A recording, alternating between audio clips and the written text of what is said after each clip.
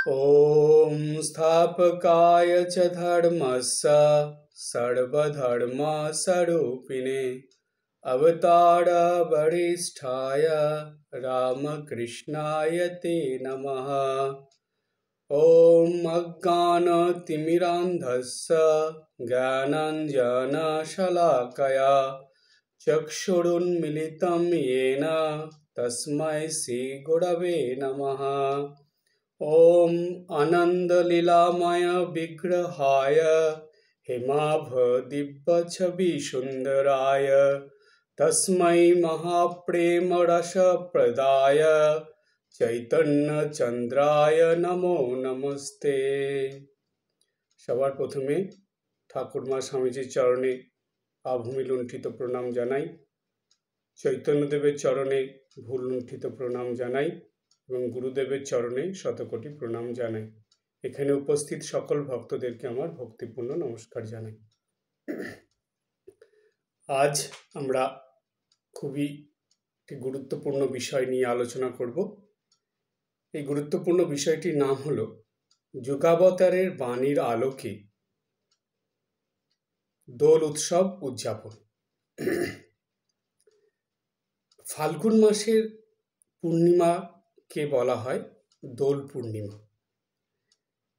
এই ফাল্গুন মাসের পূর্ণিমার যে দোল উৎসব বা দোলযাত্রা, সেটা সারা ভারতবর্ষে বিভিন্ন রাজ্যে খুব বড় আকারে বিভিন্নভাবে পালিত হয়।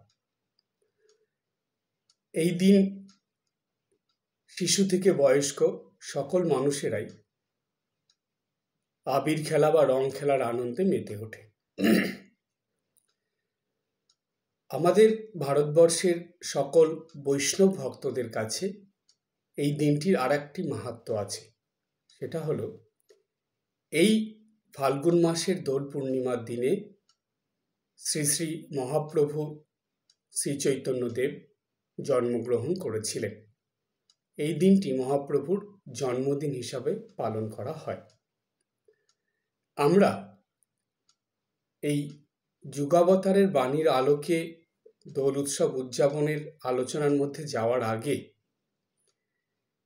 এই দোল উৎসব পালন করার যে সঠিক উপায় সেটা নিয়ে এক পথিক মহারাজের একটি কবিতা আগে শুনে নেব, তারপরে আলোচনার মধ্যে যাব।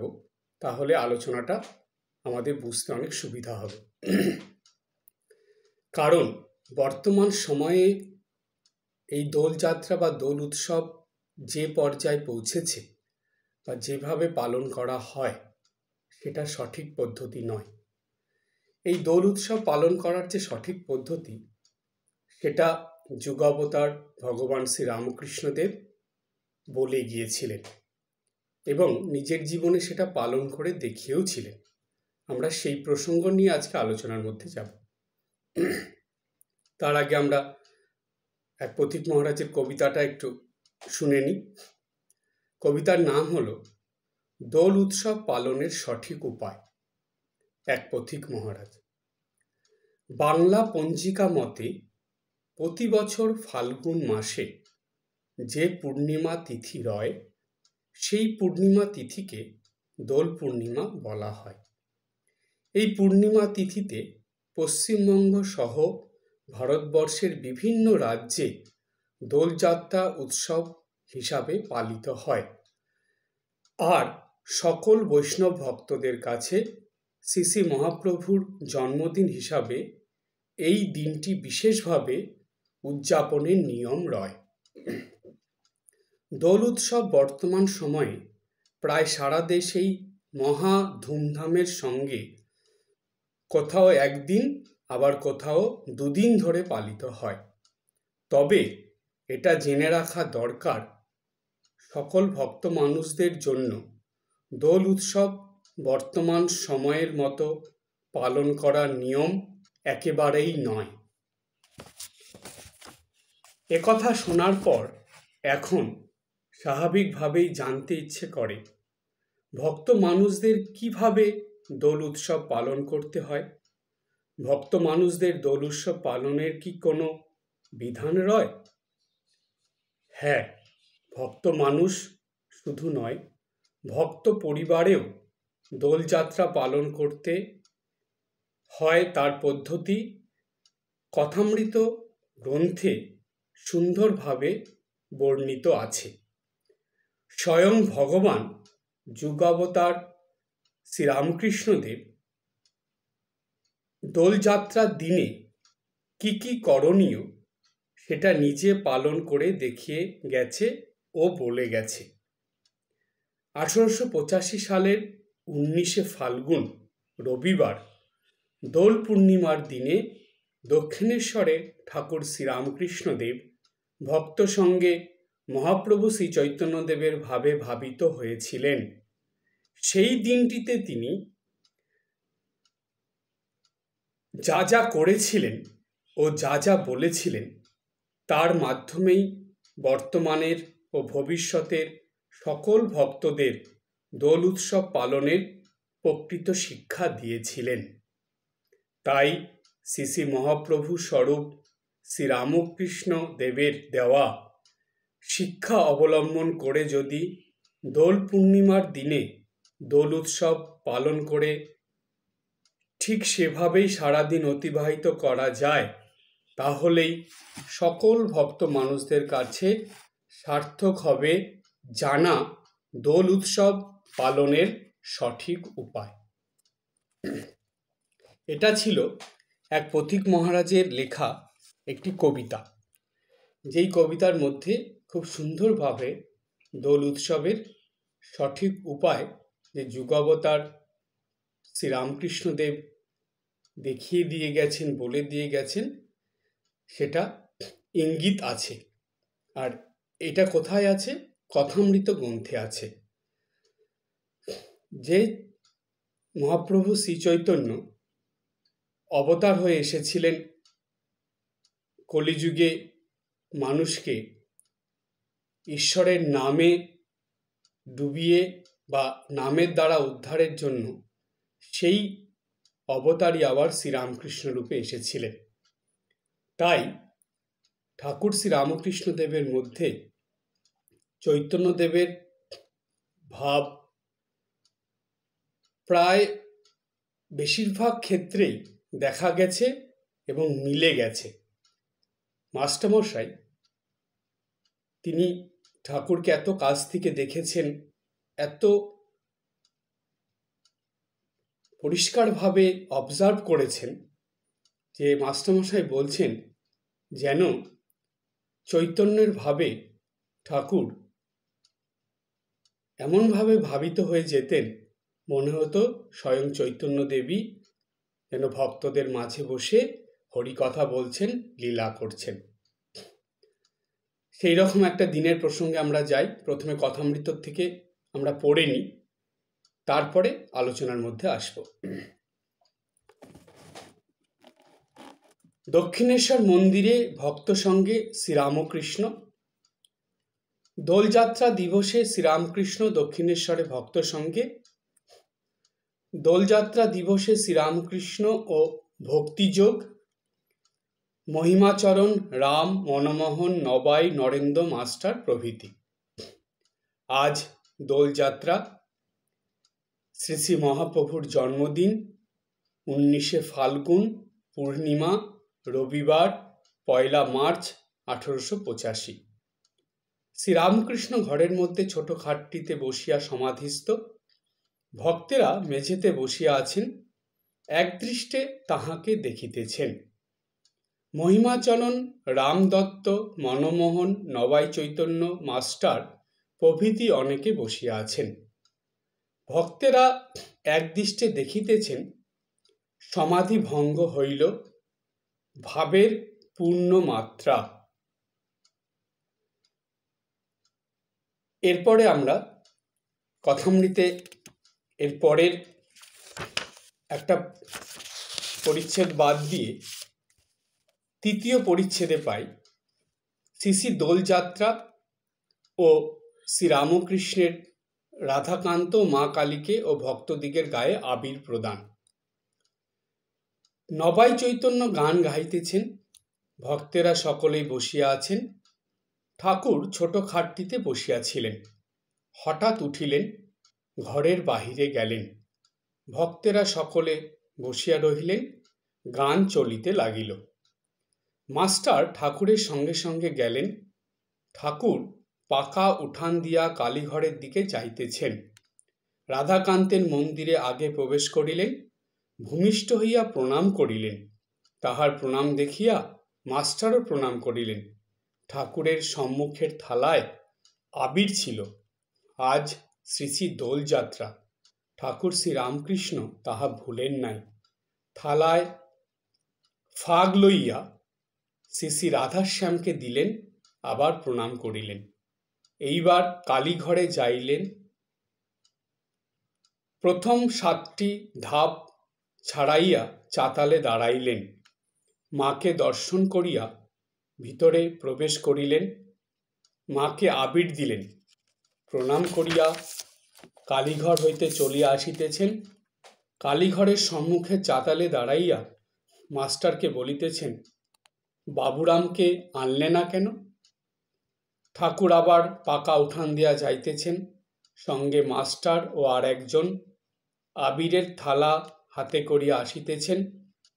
ঘরে প্রবেশ করিয়া সব পটকে ফাগ দিলেন, 2-1টি পট ছাড়া, নিজের ফটোগ্রাফ ও যীশুখ্রিস্টের ছবি। এইবার বারান্দায় আসিলেন। নরেন্দ্র ঘরে ঢুকিতে বারান্দায় বসিয়া আছেন। কোনো কোনো ভক্তের সহিত কথা কহিতেছেন। ঠাকুর নরেন্দ্রের গায়ে ফাগ দিলেন, ঘরে ঢুকিতেছেন। মাস্টার সঙ্গে আসিতেছেন, তিনিও আবির প্রদান করিলেন এবং আবির প্রসাদ পাইলেন।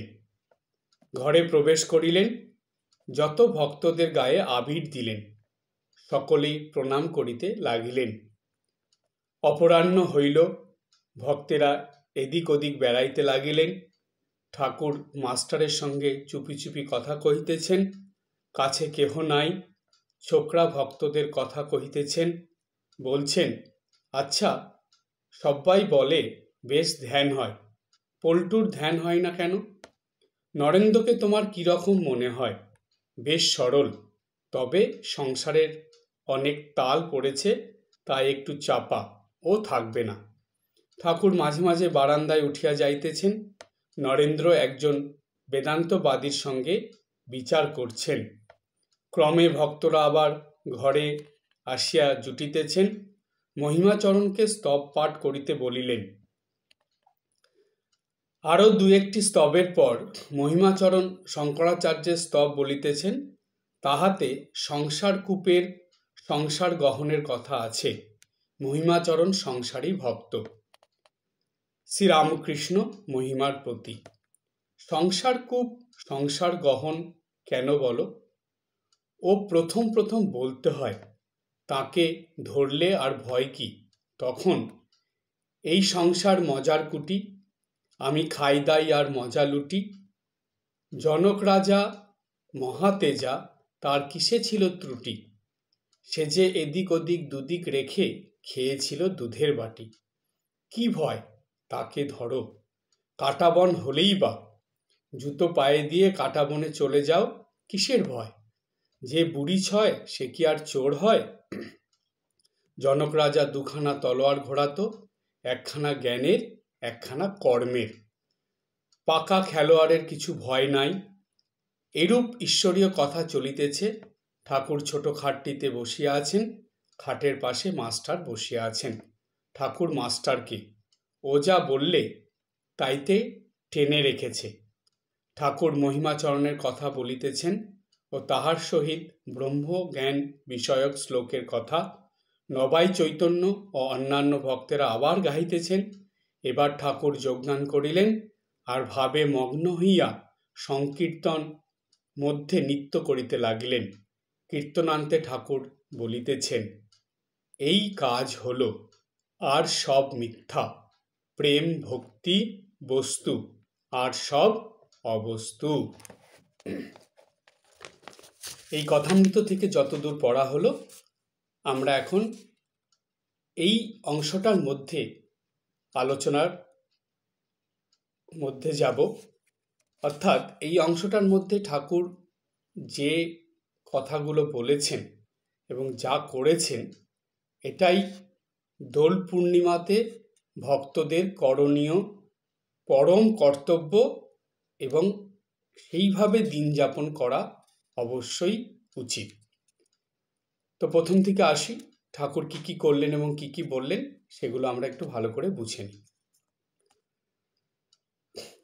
প্রথমেই মাস্টারমশাই বলছেন যে 1885 সালের 19শে ফাল্গুন 1 মার্চ রবিবার ছিল।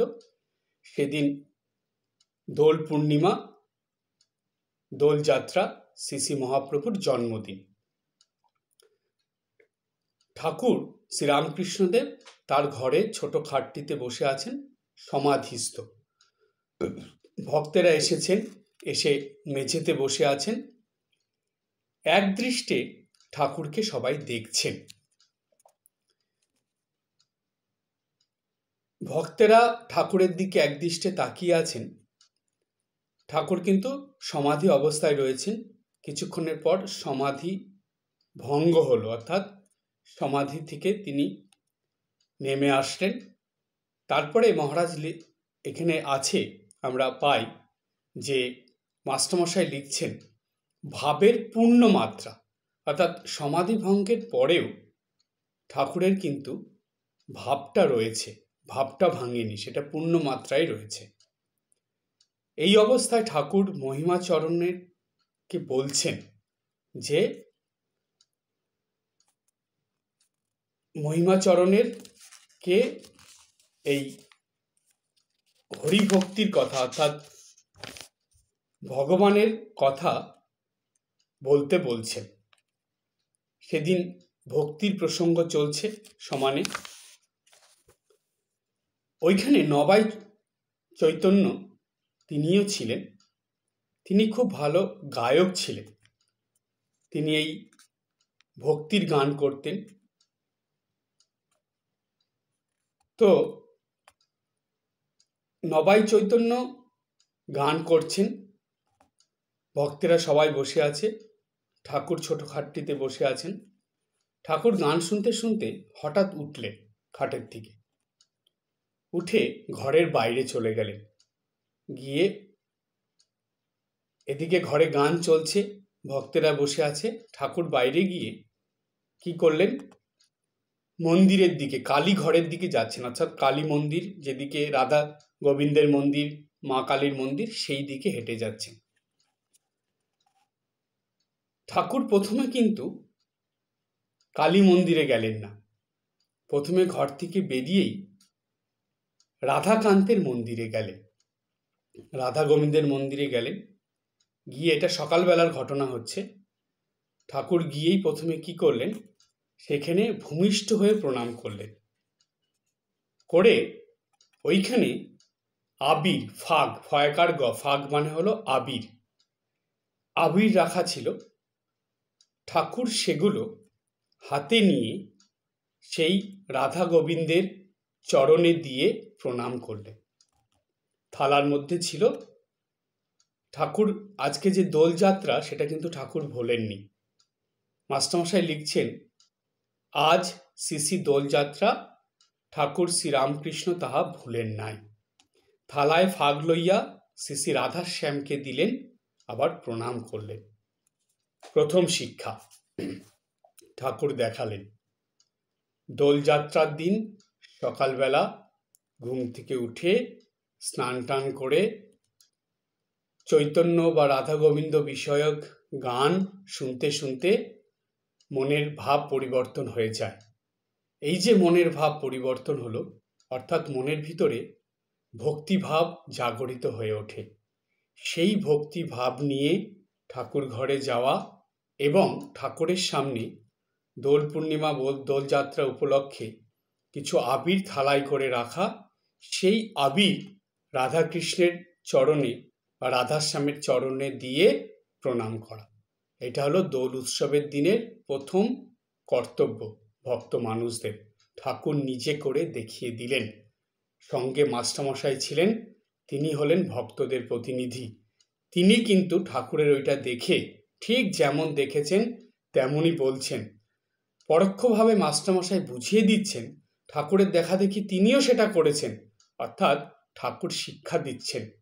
ঠাকুর কিন্তু মাস্টারমশাইকে না করছেন না, তিনি আরও দেখছেন যে মাস্টারমশাই সেটা করছেন কিনা।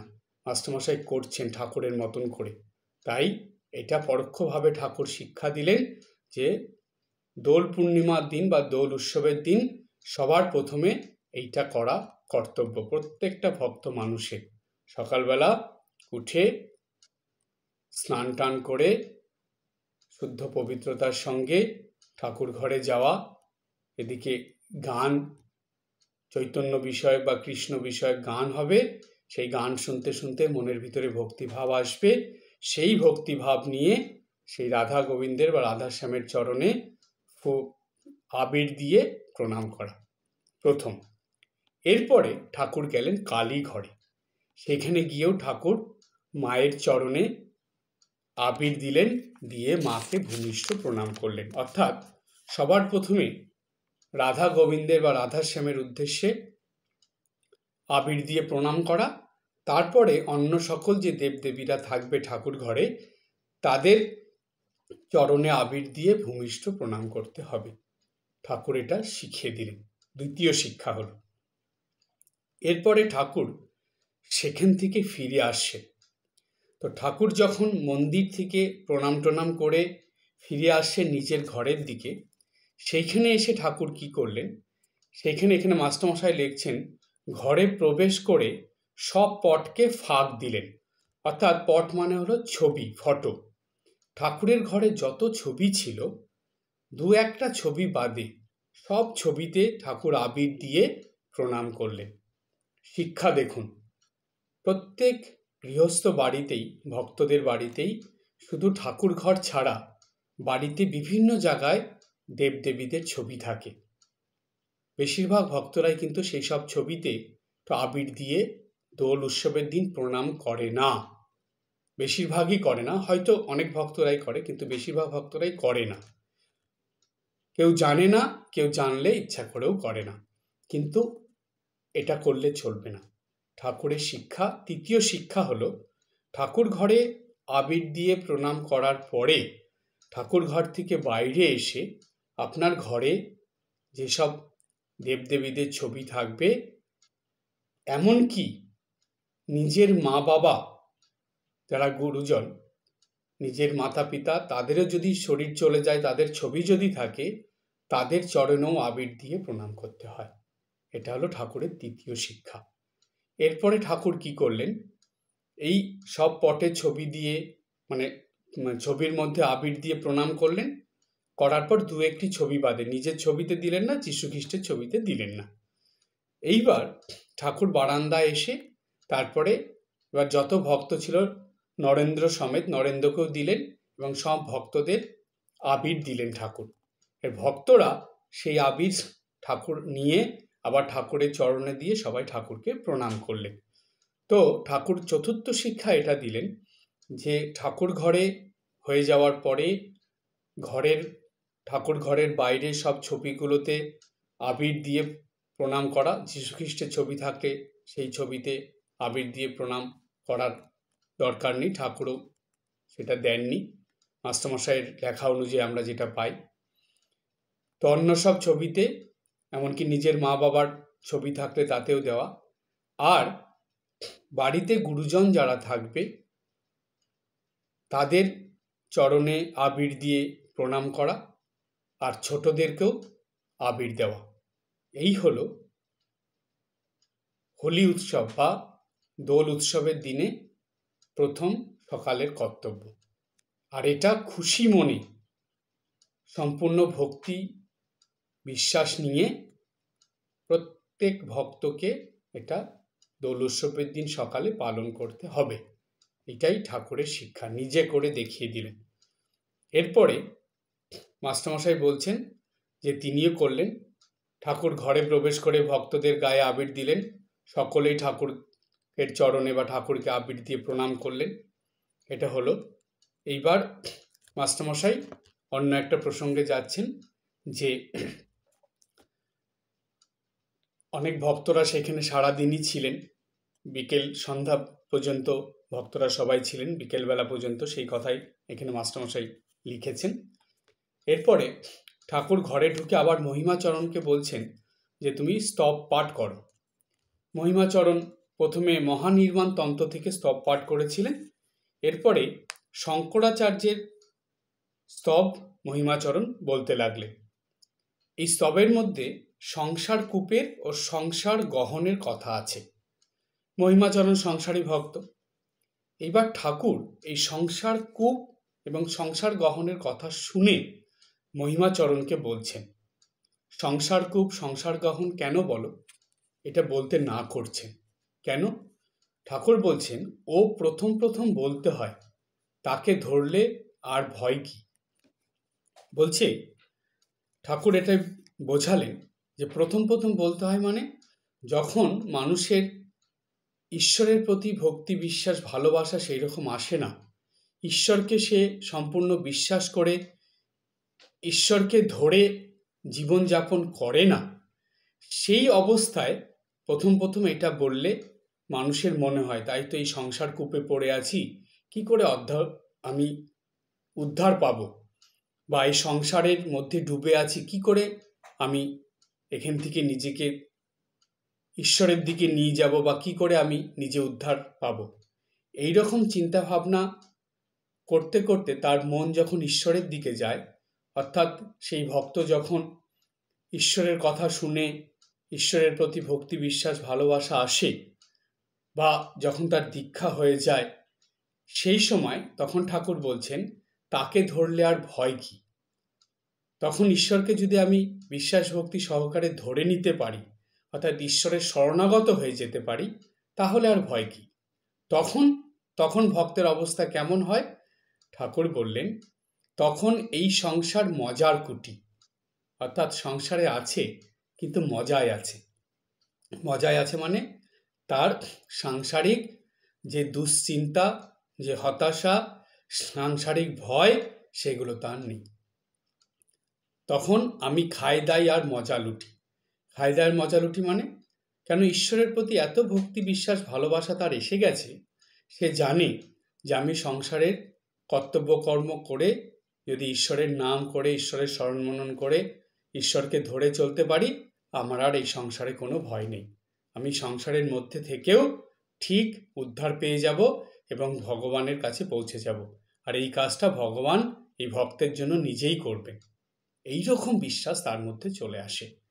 এরপরে জনক রাজার কথা বললেন ঠাকুর। জনক রাজা মহাতেজা, তার কিসে ছিল ত্রুটি? সে যে এদিক ওদিক দুদিক রেখে খেয়েছিল দুধের বাটি, মানে সে সংসারও করত আবার ঈশ্বরের দিকেও তার মন ছিল, অর্থাৎ কর্ম এবং জ্ঞান। কর্মটা কি? সংসারের নিত্য কর্তব্য কর্ম তার যা ছিল সেটা খুব ভালোভাবে পালন করত। আর জ্ঞান কি ছিল? সে জানতো যে এই সংসার কূপে বা সংসারের মধ্যে আমি আসক্ত হয়ে যাব না, এর মধ্যে ডুবে যাব না। তাই জ্ঞানটা ছিল যে আমি ঈশ্বরের ইচ্ছাতে ভগবানের ইচ্ছাতে সংসারে আছি, সংসারের দায়িত্ব কর্তব্য করছি, কিন্তু মন থেকে এইটা জানি যে এগুলো কিছু নিত্য বা সত্য নয়, এগুলো করতে করতেই আমাকে ঈশ্বরের দিকে যেতে হবে, অর্থাৎ এই দিকে মনটা রেখে আমি ভগবানের প্রতি মন রেখে ক্রমশ ঈশ্বরের বা ভগবানের দিকেই চলবো এবং তাকে ধরেই জীবনযাপন করব। ঠাকুর এরপরে বললেন কি ভয়? তাকে ধরো। কাঁটাবন হলেই বা জুতো পায়ে দিয়ে কাঁটাবনে চলে যাও। ঠাকুর বলছেন কি ভয়? সংসারে ভয়টা কিসে? কি ভয় পাচ্ছ তুমি? ছোট্ট একটা কথা বলে দিলেন, তাকে ধরো, অর্থাৎ ঈশ্বরকে ধরো। এখানে একটা প্রশ্ন আসে, ভক্তদের মনে আসবে যে মহারাজ আমরা তো তাকে ধরেই আছি। এই কথা যখন আপনাদের মনে আসবে একটুখানি ভালো করে চিন্তা করে দেখবেন তো, সত্যি কি আপনারা ভগবানকে ধরে আছেন? আপনাদের জীবনের যে উদ্দেশ্য বা গতি, বা আপনাদের যে দৈনন্দিন জীবন যাপন, জীবনের যাত্রা, সেটা কোন দিকে যাচ্ছে? সেটা কি ঈশ্বরের দিকে, ঈশ্বরকে পাওয়ার জন্য, ঈশ্বরকে লাভ করার জন্য, নাকি অন্য কিছুর জন্য? যদি ঈশ্বরের দিকে হয়, যদি ঈশ্বরকে পাওয়ার জন্য হয়, লাভ করার জন্য হয়, তাহলে আপনি বলতে পারবেন আপনি ঈশ্বরকে ধরে আছেন। আর যদি ঈশ্বর ছাড়া অন্য কিছুর জন্য হয়, তাহলে কিন্তু আপনি ঈশ্বরকে ধরে নেই। তাই ঠাকুর বললেন, তাকে ধরো, ঈশ্বরকে ধরতে হবে। কাঁটাবন হলেই বা, সংসার কাঁটাবন, চারিদিকে সমস্যা, অসুবিধা, বাধা বিঘ্ন, মানে পুরো কাঁটা বিছানো রাস্তা। তারপরে বলছেন ঠাকুর, জুতো পায়ে দিয়ে কাঁটা বনে চলে যাও। আমি যদি জুতো পরে হেঁটে যাই, সেই কাঁটা কিন্তু পায়ে লাগবে না। অর্থাৎ ঈশ্বরের উপর বিশ্বাস করে, ঈশ্বরকে ধরে, ঈশ্বরের ভক্তি বিশ্বাস মনে নিয়ে আমি যদি সংসার জীবন যাপন করি, তাহলে সংসার অনলে বা সংসার কূপে আমি ডুবে যাব না, আমি দগ্ধ হয়ে যাব না। সংসার আমাকে ঈশ্বরের লাভ করার জন্য কোনো বাধা সৃষ্টি করতে পারবে না। এই জন্য তাকে ধরে চলতে বলছেন ঠাকুর। আবার বললেন, কিসের ভয়? ভয়টা কিসের? যে বুড়ি ছয় সে কি আর চোর হয়? বলছে বুড়ি ছোঁয়া খেলা, ঠাকুর এই কথা বেশ কয়েক জায়গায় বলেছেন, যে বুড়ি ছোঁয়া খেলা আছে একটা, যে বুড়িকে যে ছুঁয়ে দেবে সে আর চোর হবে না, সে সেই খেলার থেকে বেরিয়ে গেল। অর্থাৎ ভগবানকে ছুঁয়ে থাকলে, ভগবানকে ধরে থাকলে এই সংসার খেলায় আপনি আর ডুবে যাবেন না বা হেরে যাবেন না। আপনি ভগবানকে ধরে সংসার করলে আপনি ঠিক উদ্ধার হয়ে যাবেন। ভগবানই আপনাকে সংসার থেকে উদ্ধার করে নেবে, কিন্তু তাকে ছুঁয়ে থাকতে হবে, তাকে ধরে থাকতে হবে। এই কথাই ঠাকুর বারবার বুঝিয়ে দিচ্ছেন।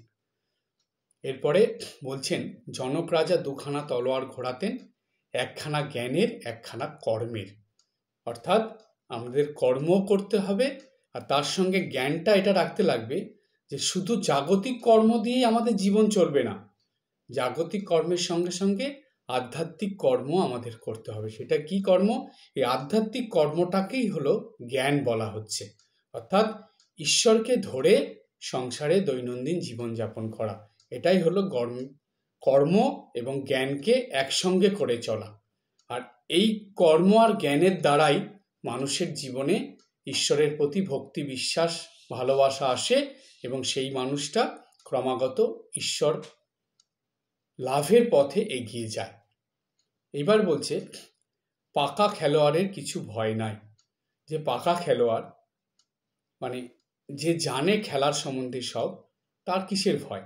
সে তো ঠিক জানে যে এই খেলাটা কিভাবে খেলতে হবে, অর্থাৎ সংসারে কিভাবে চলতে হবে, তখন সে ঠিক জেনে যায়। যার জ্ঞান হয়ে গেছে, যে বুঝে গেছে যে সংসারে সকলই অনিত্য এবং অসুখকর, তো ফালতু মায়ার সংসারে জড়িয়ে পড়ে এই অনিত্য অসুখকর সংসারের মধ্যে থেকে আমি যদি জীবনযাপন করি, তাহলে আমার জীবনটা ধীরে ধীরে নষ্ট হয়ে যাবে।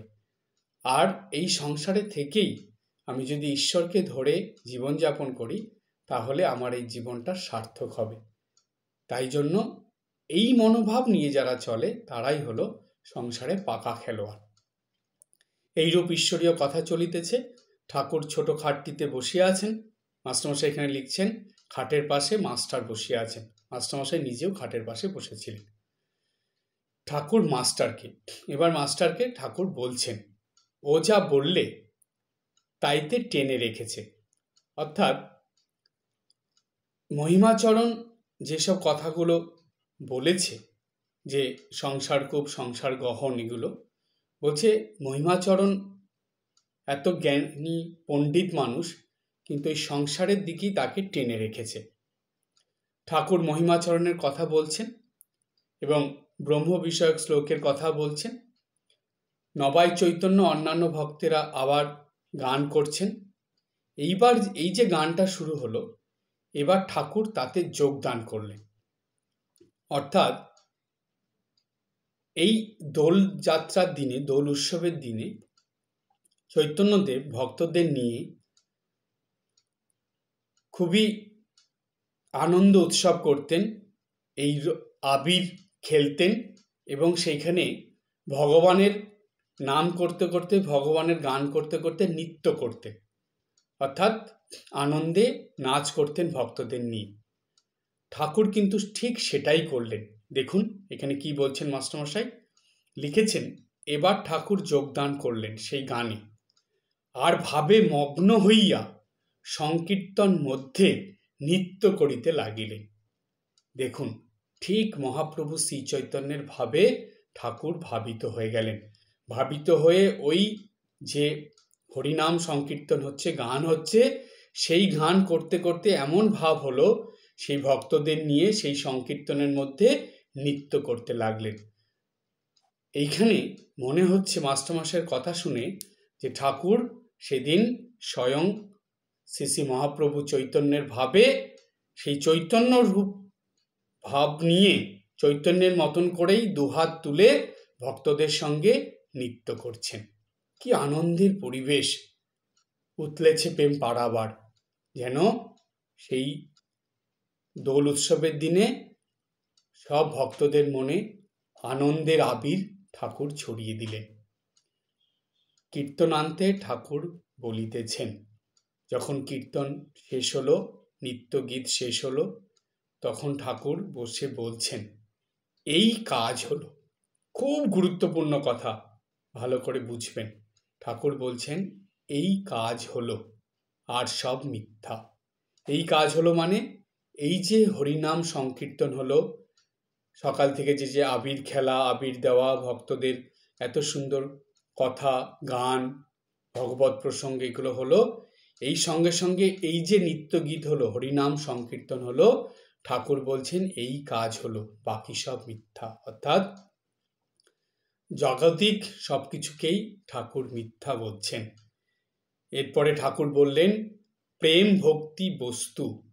বস্তু মানে প্রেম ভক্তি হলো এই কলিযুগের মানুষের প্রধান সম্পদ, আর সব অবস্তু।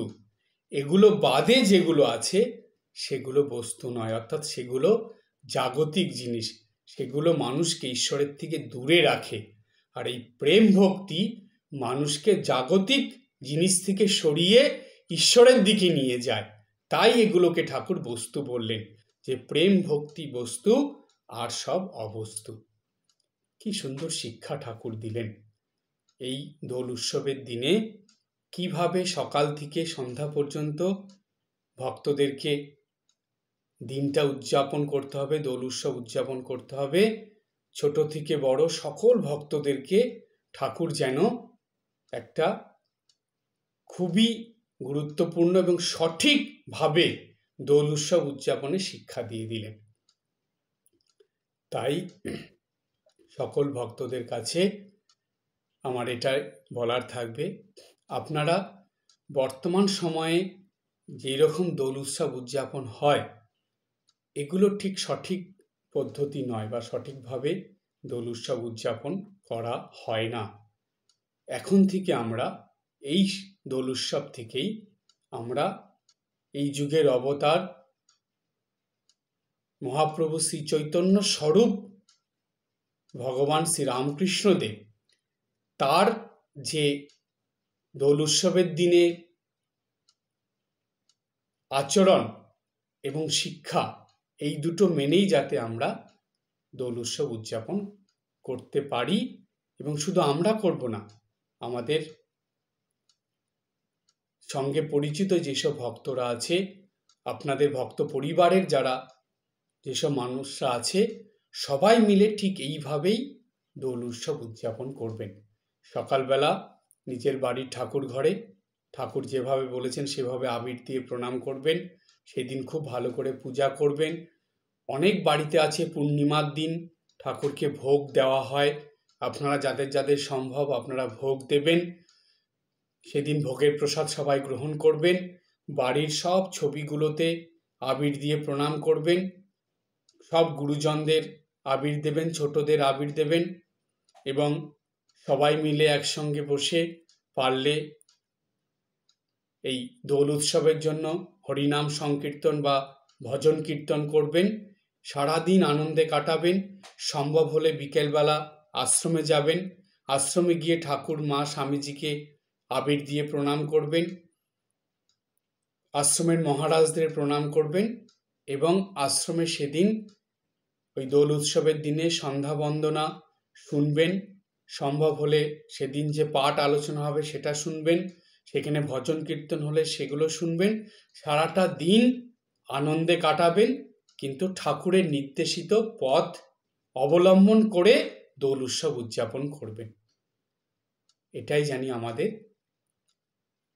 শুধু এই বছর নয়, প্রত্যেক বছর যাতে আমরা এই যুগাবতার ভগবান শ্রী রামকৃষ্ণ দেবের নির্দেশিত পথ বা উপায় অবলম্বন করেই আমরা যাতে দোল পূর্ণিমার দোল উৎসব উদযাপন করতে পারি, এবং সব ভক্তদেরই যাতে এইভাবে তারা দোল উৎসব যেন উদযাপন করে, সেটার জন্য আমরা তাদেরকে বলতে পারি। তাই আপনাদের সবাইকে বলা যে আপনারা অবশ্যই ঠিক যেভাবে ঠাকুর শ্রীরামকৃষ্ণদেব 1885 সালের 19শে ফাল্গুন দোল পূর্ণিমার দিনে যা যা করেছিলেন এবং যে কথা বলেছিলেন, ঠিক সেই রকমভাবে এবং সেই কথা মেনে সেইভাবে দোল উৎসব উদযাপন করার চেষ্টা করবেন। তাহলেই আমরা ঠিক ঠাকুরের ভক্ত হয়ে ঠাকুরের নির্দেশিত পথে চলে আমরা ঠাকুরকে ধরে ঠাকুরের কাছেই পৌঁছতে পারব। আজ এই পর্যন্ত। সবাই ভালো থাকবেন, হাসি খুশি আনন্দে থাকবেন।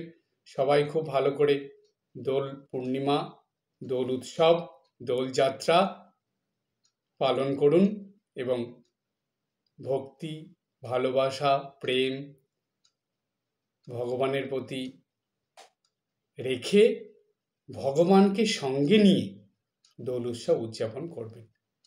ওম জননীং শারদাম দেবীম রামকৃষ্ণম জগদ্গুরুম পাদপদ্মে তয়ো শ্রিত্বা প্রণমামি মুহুর্মুহুঃ।